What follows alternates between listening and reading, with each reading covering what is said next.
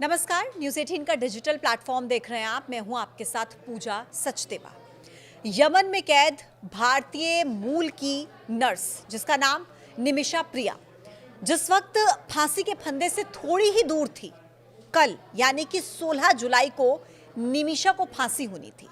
लेकिन इसी बीच फिर से एक बार जिंदगी की उम्मीद जग गई। ऐसे मोड़ पर जब सारी उम्मीदें धूमिल होती हुई नजर आ रही थी, उस पल निमिषा प्रिया को जिंदगी की आस मिली। दरअसल केरल की रहने वाली लड़की जिसका नाम निमिषा प्रिया है, भारतीय नर्स निमिषा प्रिया, जिसे यमन में होने वाली फांसी की सजा टल गई है। निमिषा प्रिया को 16 जुलाई को अपने business partner Talal Abdo Mahdi की हत्या के मामले में फांसी की सजा दी जानी थी।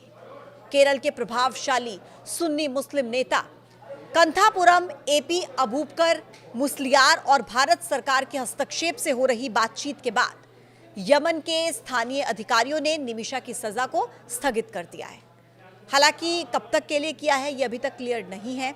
बीते दिन सुप्रीम कोर्ट में सुनवाई के दौरान भारत सरकार ने कहा था कि निमिषा की जान बचाने का सिर्फ एक ही रास्ता है। अगर पीड़ित परिवार ब्लड मनी के लिए मान जाता है तो निमिषा को बचाया जा सकता है। पीड़ित परिवार को 10,000 अमेरिकी डॉलर यानी कि अगर इंडियन रुपीस में बात करें तो 8.5 करोड़ रुपीस, 8.5 करोड़ रुपए का ब्लड मनी देने की पेशकश की गई है। हालांकि अभी तक परिवार की तरफ से इसे स्वीकार नहीं किया गया। देखिए, यमन में शरिया कानून चलता है, लिहाजा निमिषा को भी इसी कानून के तहत मौत की सजा दी गई थी। इस कानून में माफी का एक प्रावधान होता है जिसे कहते हैं ब्लड मनी, यानी कि वो मुआवजा जो आरोपी पक्ष पीड़ित के परिवार को देता है, जिससे मृतक के परिजन अगर सहमति वो दे देते हैं तो फांसी की सजा को टाला जा सकता है या उसे रद्द भी किया जा सकता है। लेकिन निमिषा को मौत की सजा मिली क्यों? क्या किया निमिषा ने ऐसा? आइए डिटेल में आपको बताते हैं। कहानी शुरू होती है साल 2008 से। निमिषा प्रिया साल 2008 में नर्स के तौर पर काम करने के लिए भारत के केरल राज्य से यमन गई थी। वहां पर वो एक अस्पताल में काम करने लगी और इसी बीच 2011 में भारत आकर उन्होंने टॉमी थॉमस से, एक ऑटो ड्राइवर जो थे, उनसे शादी कर ली। शादी के बाद वो पति के साथ यमन लौट गई और वहां पर थॉमस ने भी छोटा मोटा काम करना शुरू कर दिया। अगले ही साल यानी कि साल 2012 में निमिषा प्रिया ने एक बेटी को जन्म दिया। अब दोनों पति पत्नी के लिए काम के साथ बच्ची को संभालना मुश्किल हो रहा था और दोनों की कमाई भी उतनी नहीं थी कि वो वहां पर रहकर अपनी बच्ची की सही तरीके से परवरिश कर सके।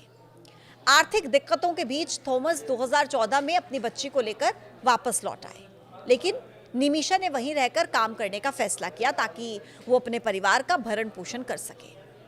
अब निमिषा प्रिया ने इस बीच ज्यादा पैसे कमाने के लिए अपना खुद का क्लिनिक खोलने का सोचा। यमन के कानून के मुताबिक इसके लिए उन्हें किसी स्थानीय व्यक्ति के साथ पार्टनरशिप करने की जरूरत थी। निमिषा ने फिर मेहदी को अपना बिजनेस पार्टनर बनाया और अपना खुद का क्लिनिक खोल लिया। निमिषा का क्लिनिक काफी अच्छा चलने लगा, लेकिन इस बीच मेहदी का व्यवहार बदलने लगा था और मेहदी ने निमिषा को शारीरिक और मानसिक तौर पर प्रताड़ित करना शुरू कर दिया। यहाँ तक कि निमिषा का पासपोर्ट तक जब्त कर लिया। अब निमिषा को अपने business partner Talal Abdo Mahdi की हत्या के मामले में ही मौत की सजा सुनाई गई थी। दरअसल साल 2017 में मेहदी का शव पानी की टंकी से बरामद किया गया था। 34 साल की निमिषा इस समय यमन की राजधानी सना की केंद्रीय जेल में बंद है। उन पर आरोप लगाए गए हैं कि उन्होंने मेहदी को बेहोशी की दवा की ज्यादा खुराक देकर मार डाला और फिर शव के टुकड़े कर दिए। हालांकि निमिषा ने इन आरोपों को खारिज किया है। कोर्ट में उनके वकील ने यह तर्क दिए थे कि मेहदी ने उन्हें शारीरिक यातनाएं दी, उनका सारा पैसा छीना, उनका पासपोर्ट तक जब्त कर लिया और बंदूक से धमकाया। निमिषा के वकील ने कोर्ट से कहा था कि वो सिर्फ बेहोशी की दवा देकर मेहदी से वापस अपना पासपोर्ट हासिल करना चाहती थी, लेकिन दुर्घटनावश दवा की मात्रा ज्यादा हो गई और साल 2020 में एक स्थानीय अदालत ने उन्हें मौत की सजा सुना दी। अब उनके परिवार ने इस फैसले को यमन के सुप्रीम कोर्ट में चुनौती दी, लेकिन उनकी अपील को साल 2023 में खारिज कर दिया गया। 16 जुलाई 2025 को उन्हें फांसी देने की तारीख तय की गई थी। यमन की इस्लामी कानूनी व्यवस्था जिसे शरिया कहा जाता है, उसके हिसाब से अब उनके पास सिर्फ एक आखिरी उम्मीद पीड़ित परिवार से बची है। वो चाहे तो ब्लड मनी लेकर उन्हें माफी दे सकता है। घरेलू काम करने वाली निमिषा की मां साल 2024 से ही यमन में है और अपनी बेटी को बचाने की आखिरी कोशिशों में लगातार लगी हुई हैं। निमिषा को बचाने का एकमात्र रास्ता यही है कि मेहदी के परिजन उन्हें माफ कर दें। निमिषा के परिजन और समर्थकों ने $10 लाख ब्लड मनी की पेशकश की है, जिसे मेहदी के परिवार को दिया जाना है। लेकिन ये तभी मुमकिन होगा जब इस रकम को लेने के एवज में मेहदी परिवार निमिषा को माफ कर दे। हालांकि अभी तक उनकी तरफ से कुछ भी ऐसा नहीं कहा गया और जानकारी ये मिल रही है कि ग्रैंड मुफ्ती अबूबकर अहमद पीड़ित अब्दो मेहदी के परिवार से बात कर रहे हैं।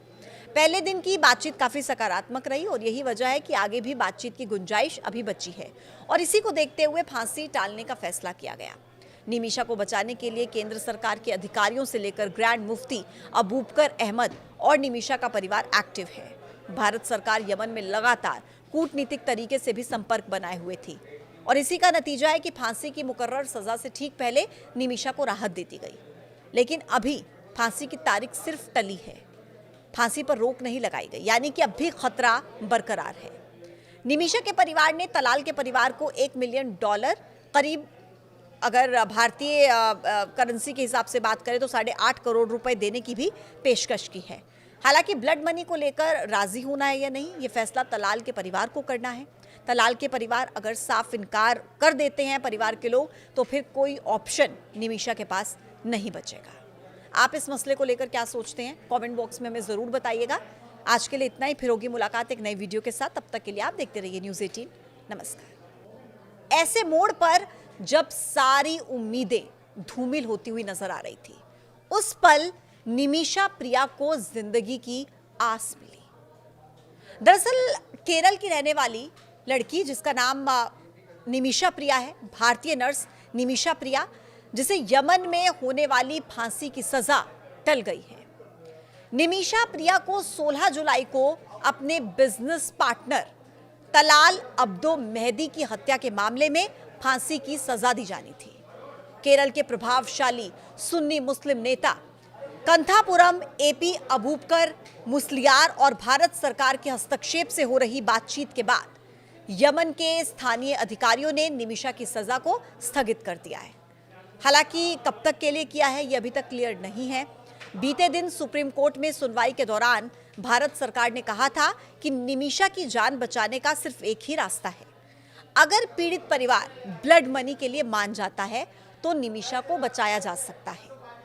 पीड़ित परिवार को $10,000 यानी कि अगर इंडियन रुपीस में बात करें तो 8.5 करोड़ रुपीस, 8.5 करोड़ रुपए का ब्लड मनी देने की पेशकश की गई है।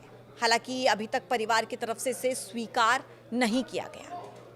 देखिए, यमन में शरिया कानून चलता है, लिहाजा निमिषा को भी इसी कानून के तहत मौत की सजा दी गई थी।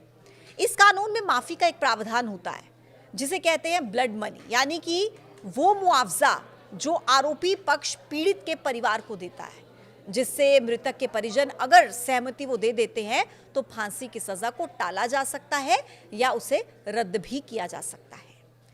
लेकिन निमिषा को मौत